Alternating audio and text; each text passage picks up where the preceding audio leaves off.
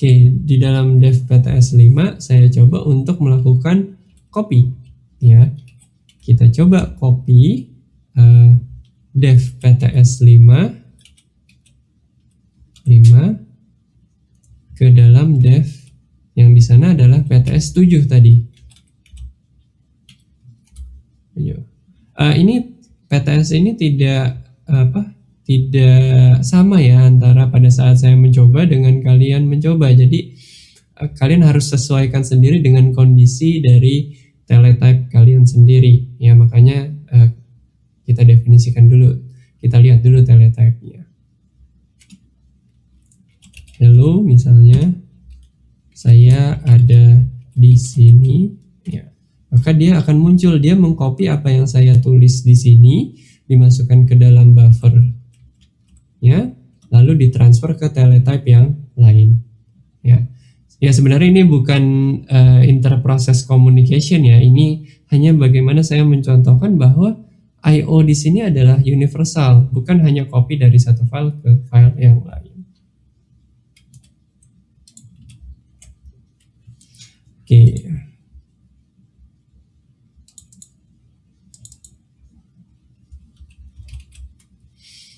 Oke, saya juga ingin mencontohkan bagaimana kita bisa melihat satu disk ya. Jadi kita bisa menggunakan yang namanya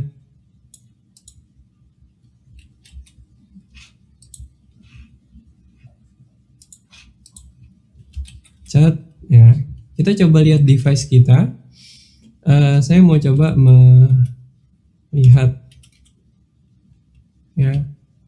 Terus kita bisa lihat di sini output dari suatu hasil dari transfer dari device kita atau informasi yang kita dapat dari device kita. Di sini yang saya ambil contoh adalah menggunakan mouse ya. OD min T ya X1 min W3 ya. Jadi saya mengambil dev input mice ya. Di sini memang saya tidak menggunakan copy, tapi saya langsung menuliskan outputnya di dalam terminal.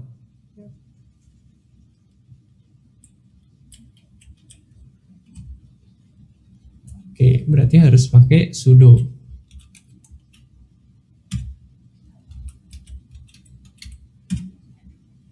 Oke, di sini saya mencoba untuk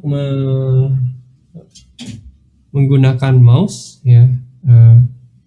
Jadi ini adalah mouse saya. Mungkin mouse saya kurang terlihat ya.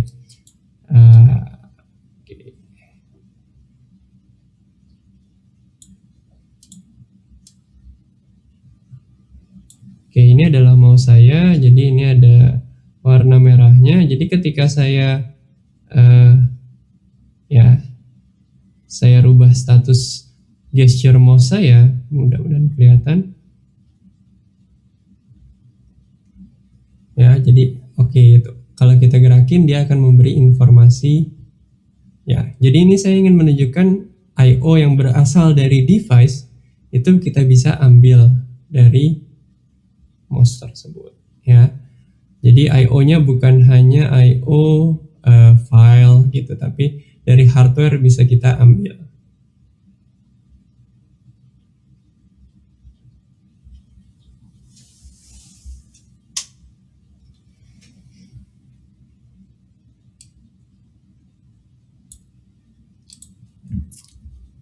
Oke, kita coba lanjut lagi ke slide ya, ke materi.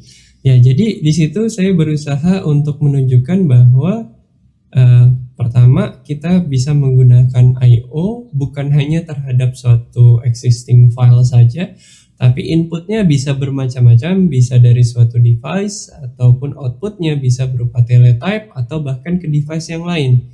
Jadi bisa transfer dari device yang satu ke device yang lain. Jadi mudah-mudahan paradigma kalian itu mulai berubah bahwa I/O di sini bukan hanya file saja, dan ketika kita melakukan LS itu hanya sebagian kecil dari layanan-layanan yang diberikan oleh si system call.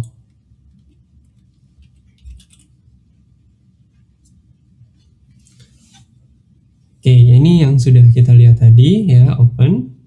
Lalu file access mode-nya juga tadi kita sudah lihat ya, di dalam ada read only, write only. Mungkin kalian ketika ingin mau tahu option-optionnya yang lebih dalam lagi bisa kalian lihat di flex-nya atau di man-nya atau manualnya. Terus ada juga namanya SUS ya. Jadi SUS ini single user specification ya. Artinya kita diberikan satu standar ya. Jadi standar tersebut yang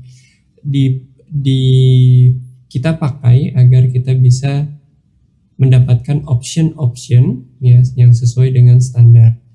Ya, jadi di sini option-optionnya yaitu read only, write only. Ya, ini adalah SUS.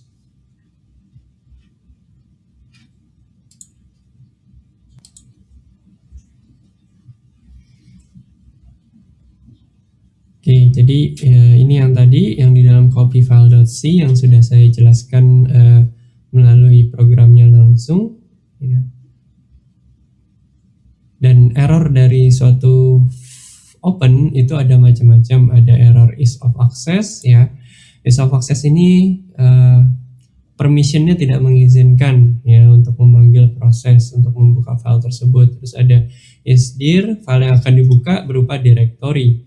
Terus file keterbatasan resource ketika terdapat beberapa file descriptor. Terus end file limit pada number dari open file, non file yang dispesifikasi itu tidak ada.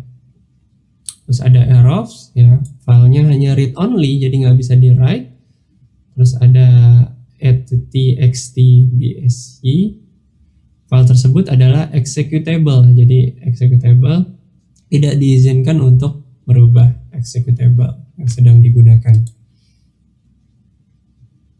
Terus tadi juga ada create ya, namanya digunakan untuk melakukan open juga terhadap suatu file descriptor ya, cuman memang dari implementatifnya itu implementatifnya akan lebih banyak yang dipakai open ya, oleh beberapa macam aplikasi.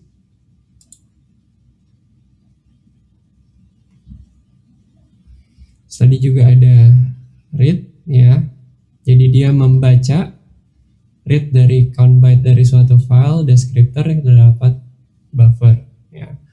Ini sudah saya jelaskan pada saat tadi menjelaskan program dari copy.c. Terus ada write juga ya. Kalau kita lihat kita bisa man write, man read ya untuk melihat secara dokumentatif apa yang dilakukan oleh program-program ini.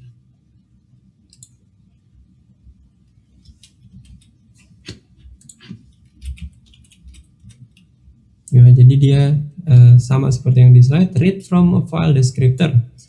Ya, jadi dia membaca dari count byte dari file descriptor yang ditunjuk. Jadi kata kunci yang utama di sini adalah dia bacanya bukan dari file tersebut, tapi dari file descriptor yang ditunjuk. Ya, jadi itu adalah pemahaman yang perlu kalian pahami dan cukup penting. Ya, dia membacanya byte-nya dari file descriptor dan masukin ke dalam buffer. Ya, jadi sama ketika melakukan write, ya, dia juga sama, ya. Jadi di sini copying line. Jadi kalau kita lihat write itu dia count bytes from the buffer point buff to the file refer to by the file descriptor. Jadi semuanya itu diberikan referensi oleh file descriptor. Untuk si write itu untuk output file descriptor, sedangkan untuk yang read itu adalah dari input file descriptor. Jadi pemahaman ini yang perlu kalian pahami matang-matang ya. Jadi karena ini menunjukkan bahwa ketika kita mengakses suatu device atau sebuah input ya. Kenapa saya bilang device? Karena bukan hanya suatu file. Ya. Contohnya yang kita lakukan terhadap suatu file, tapi pada penggunaannya itu bisa universal. Ya.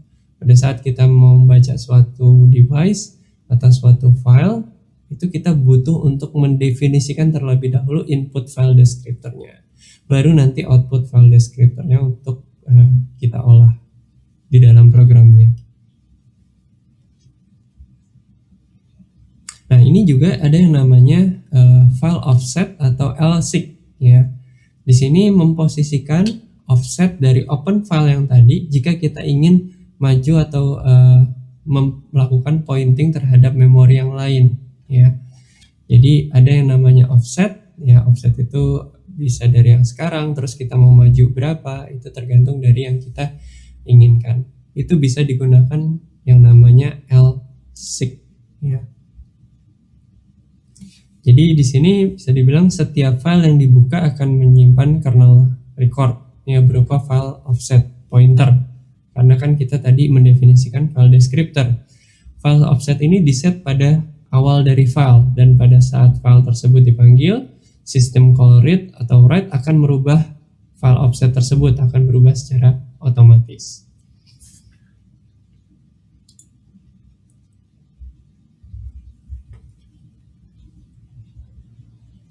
Ya, jadi kalau kita lihat ketika kita start dari file itu ada yang namanya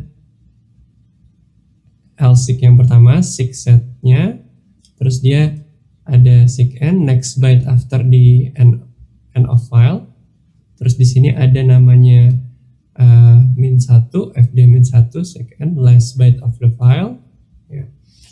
Terus file descriptor min10 ini yang 10 byte dari yang sekarang ya. Terus di sini karena ini minus ya, prior to current ya. Jadi sebelum dari yang sekarang. Terus kalau plus di sini 100 dari yang sekarang. Jadi bagaimana kita bisa merubah ya, kita mau di posisi yang mana dari si LSIG ini ya. Karena di sini kita bermainnya bukan bukan langsung memorinya, tapi kita hanya mengakses pointer terhadap storage kita ya. Jadi memang kita tidak langsung mengakses ke dalam RAM atau memori yang kita miliki. Nanti kita akan bahas di bagian memori, karena memori di sini kita yang kita gunakan adalah virtual memory, di mana virtual memory itu representasi address dari memori yang sebenarnya. Hal ini untuk memudahkan juga kepada aplikasi agar mudah untuk mengalokasikan memori yang dibutuhkan. Ya, jadi secara ilustrasi ya, kita mulai dari yang awal lalu berjalan sampai ke current. Nah, di current ini kita bisa misalnya bisa lihat dari yang last byte dari suatu file, atau kita bisa sebelum yang 10 yang sebelumnya, 10 byte sebelumnya, atau 100 byte setelahnya dari yang sekarang. Ya, jadi ini adalah penjelasan mengenai LSIG. Dan juga ada yang namanya IOCTL ya. Ini salah satu jenis sistem call yang digunakan untuk melakukan control device ya. Di sini mungkin kalian nanti bisa praktekkan, karena ketika ya seperti tadi saya mempraktekkan device mouse ya, ketika saya menggunakan mouse untuk mendapatkan informasinya ya. Jadi dari situ kita bisa tahu bahwa I/O itu tidak hanya digunakan untuk beberapa file, tapi kita bisa juga menggunakan dalam berbagai kondisi. Artinya secara universal, baik itu untuk device, baik itu untuk teletype, baik itu untuk storage, baik itu untuk file system juga. Ya, ini adalah contoh yang tadi misalnya ya. Ya, contoh penggunaan device ya.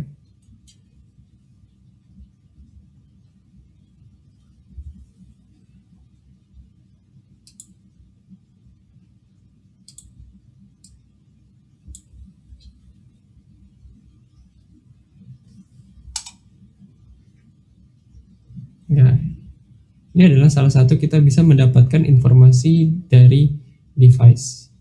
Inputnya ya berdasarkan dari informasi device, outputnya nanti mungkin kita bisa output ke dalam file. Karena ini adalah gesture, jadi mungkin kita sebagai manusia nggak bisa langsung mencerna bahasa heksadesimal yang keluar ya.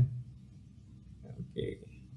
Tapi kalau nanti inputnya dalam berupa teks, mungkin bisa menjadi input numerik untuk algoritma lain atau program lainnya.